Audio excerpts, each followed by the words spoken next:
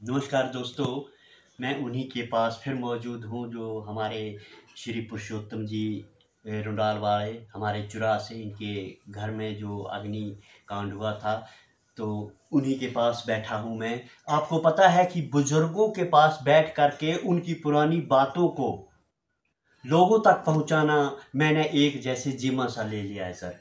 तो सर हम आपको शत शत नमन करते हैं, आपके पैर छूते हैं हम कि मतलब देखो, अब इनसे सुनेंगे कि कितने में इन्होंने मैट्रिक की थी और कितने में इन्होंने ग्रेजुएशन की थी और कब CHT बने, फिर BPO रिटायर हुए। सर प्लीज़, आपका हमारे चैनल पर स्वागत है और अपनी थोड़ी सी मतलब अपने इंट्रो हमारे दर्शकों को जरूर। वैसे खैर सोनी जी, मैं प्रयास करूंगा, लेकिन आप आज की आप परिस्थिति को देखते हुए शायद मैं कुछ ऐसी चीज़ें होंगी जी जी जिनको शायद बयान नहीं कर पाऊँ।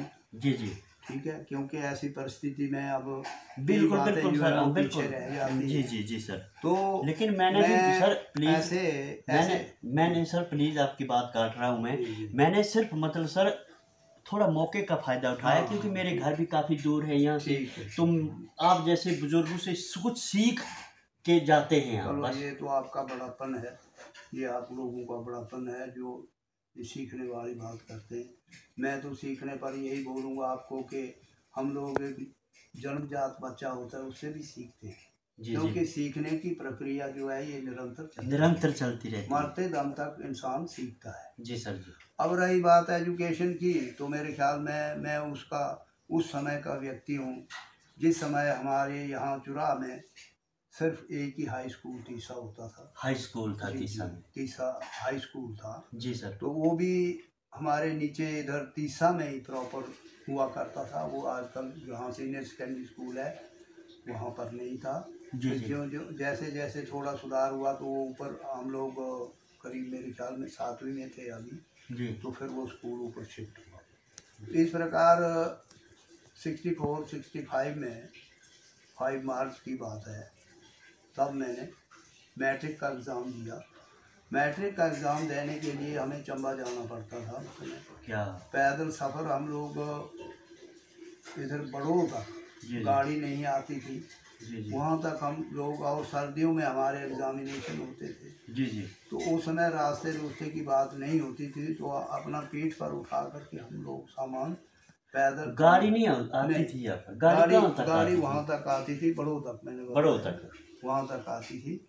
पर वो भी ऐसे ही आजकल की तरह थोड़ा कि गाड़ियाँ चली 5-5 जी जी मिनट के जी जी। बाद, 10 मिनट के बाद, कभी दिन में एक आध गाड़ी आ हाँ गई तो जी आ जी गई। जी। लेकिन वो सर्दी का मौसम था, उस समय गाड़ी गूड़ी हमें मुहैया नहीं हुई, तो हम लोग पैदल चले हुए थे, अपना ये किताबें वगैरह अपना सामान ले करके जी जी पीठ पर उठा करके चंबा पहुँचे, और वहाँ हमने मैट्रिक के पेपर दिए। जी जी तो मार्च 65 की बात है। जी जी फिर 65 में ऐसा हुआ कि उस समय अध्यापक भर्ती हो जाते थे, जी जी अपॉइंटमेंट होती थी। उस समय कोई ट्रेनिंग की बात नहीं होती थी कि ट्रेंड भर्ती करेंगे, जी जी क्योंकि इस प्रकार की शिक्षा का बहुत ही कम था, जी शिक्षा जी का बिल्कुल। प्रसार यहाँ। हाँ जी। तो फिर हम लोग ऐसा हुआ कि अपने यहाँ से ही, अब 65 की बात मैंने बताई, उसके बाद फिर हमने अपनी सर्विस जो थी, अब ये जो मेरे मिसेज हैं वो भी,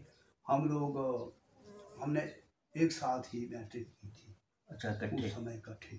और बड़े बिरले लोग होते थे कि लेडीज़ को पढ़ाते थे। हाँ लेकिन देखो। मेरे ससुर जी जो थे अपने, अब नाम तो हम लोग नहीं लेते हैं पर चलो लेना पड़ेगा, जी ठाकुर जी। चेत सिंह जी थे। ये इनके हाँ, इनका पिताजी, मायका इनका कहाँ? मायका तीसा में है। तीसा में। जी। जी जी तो एक विद्वान व्यक्ति थे उस समय के, पहले ग्रेजुएट, यानी आपका चुरा उधर लोअर और अपर को मिला करके उस समय जी हुआ करता था। जी जी जी। तो वो चुरा में हमारे सारे नंबर एक आदमी थे जो जिन्होंने ग्रेजुएशन किया था, ग्रेजुएशन की थी। और उसके बाद वो उन्होंने बीटी किया। उस टाइम बीटी होते थे, बीएड नहीं होते थे, ये बीएड। जी जी तो पहले उन्होंने एक एसबी टीचर की तरह, जैसे जेबीटी टीचर होते थे वैसे उन्होंने सर्विस शुरू की थी। जी जी और फिर वो पाकिस्तान में है, वो इलाका गखड़ गखड़ जगह है जहाँ से उन्होंने अपनी जेबीटी की थी। अच्छा जी। फिर बीटी उन्होंने की इधर जालंधर से। जालंधर से। हाँ, उस समय यहाँ हमारे कोई कॉलेज नहीं होता। जी जी। अब मैट्रिक जो मैंने की उस समय हमारे पंजाब यूनिवर्सिटी हुआ करती थी, हमारे हिमाचल की कोई यूनिवर्सिटी नहीं थी। हिमाचल में तो 1971 में हमारी यूनिवर्सिटी बनी। अच्छा अच्छा। Education board? ना बोर्ड बार्ड कुछ नहीं था नहीं। हमारा। यूनिवर्सिटी होती थी पंजाब की। अच्छा तो अच्छा। मैंने पंजाब यूनिवर्सिटी से मैट्रिक किया था मैंने भी और इन्होंने। अच्छा जी। फिर उसके बाद कुछ लगन थी मुझे कि मैं अब ऐसे परिवार से था, शायद सीमित हमारे पास साधन थे, इतने ज़्यादा नहीं थे, तो फिर लगन तो थी कि मैं इस क्वालिफिकेशन को आगे बढ़ाऊं, विशेष करके अपने ससुर जी की प्रेरणा से। जी जी। क्योंकि उन्होंने भी प्राइवेट बीए किया था। जी जी। फिर बीएड बीटी किया, तो उनकी प्रेरणा से मैंने कोशिश की। तो 76 में मैंने बीए क्वालिफाई किया। 76 में? जी। तो उसके बाद फिर ऐसा हुआ कि पहले मैं अनट्रेंड भर्ती हुआ था। 76 में देखो सर, आपने ग्रेजुएशन की और 75 का जन्म है मेरा। अच्छा। हाँ। अच्छा। अब आप अनुमान लगा सकते हैं कि मतलब कितने एजुकेशन इनके पास कितनी ज़्यादा है।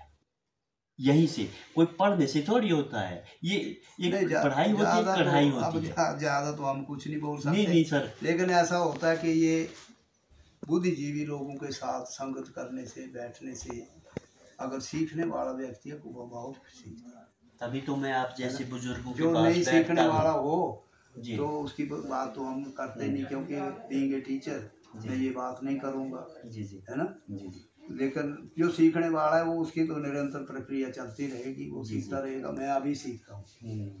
अभी मैं 78 साल की एज है मेरी, लेकिन मैं बहुत कुछ अपने परिवार के बच्चों से भी सीखता हूँ। मेरे पोते हैं। जी जी जी। हाँ, तो अब तो मेरे ये पोता जिसकी शादी थी ये भी मेरे ख्याल में 26-27 साल का है, इससे बड़ा है एक पोता मेरा। जी जी। हाँ, तो फिर ऐसा हुआ कि फिर उसके बाद उस समय ऐसा था कि पहले मैं अनट्रेंड भर्ती हुआ था जेबीटी।